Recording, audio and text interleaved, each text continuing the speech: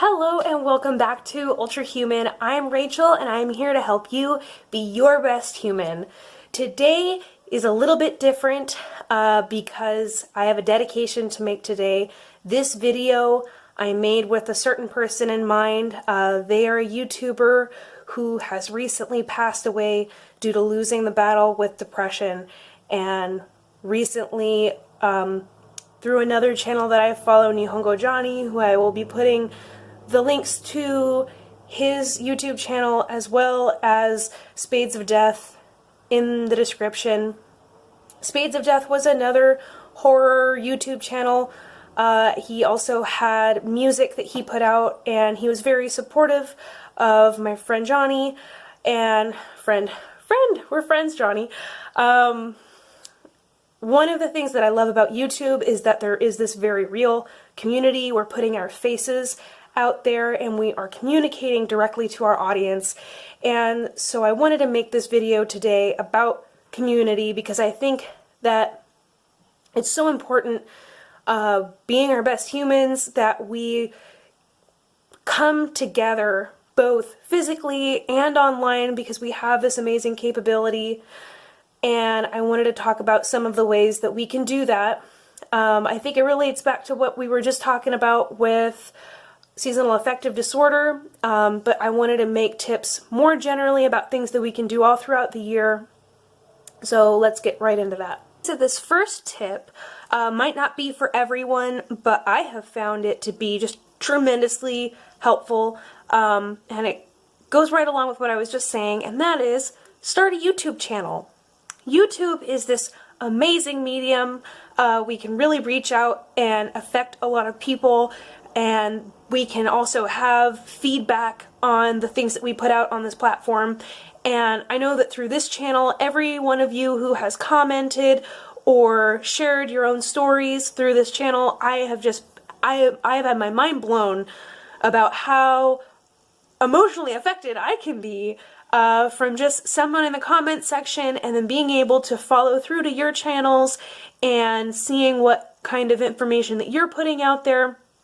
If you're someone who has a hard time connecting with people, even if you just want to create videos for that sense of community with other people who are interested in things that you're interested in, I have had a great experience with that, and I think that anyone who would be interested in doing that is going to get cool results. Obviously, anywhere you go online, you're going to get internet haters, and I guess you just kind of have to roll with that. I genuinely, when I get like really out of the blue negative comments, like I just block that person and I don't even think twice about it, because the fact is there are so many people who are really sad. They're just really sad, bored, lonely people, and they get really riled up by being able to push people's buttons. So my next tip is to create your own traditions. I feel like these days, especially in the United States, we have a lot of pushback against like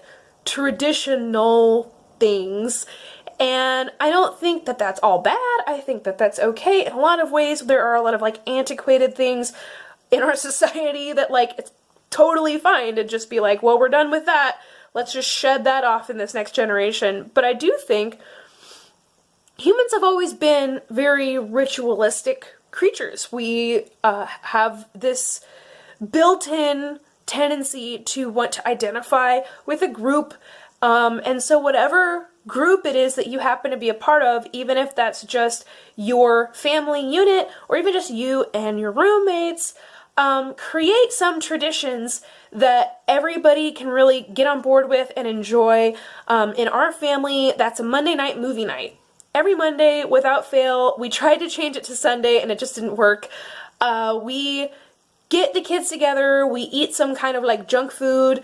So for you, this could be anything from like a weekend longboarding trip with your roommates, or like the next thing I'm going to get into is something that you could do as a tradition with a group of friends or your family, and that is finding somewhere outside of your home to volunteer. So this is more of like a community at large sort of thing that really gets you engaged with like your whole local community. So this could be You probably have a little bit of an advantage if you are a part of like a church group, or even if you just have a friend, if you're not particularly religious or you're not very good about showing up on Sundays or anything like that. That's fine. When a volunteer group needs help, like they just need bodies in place.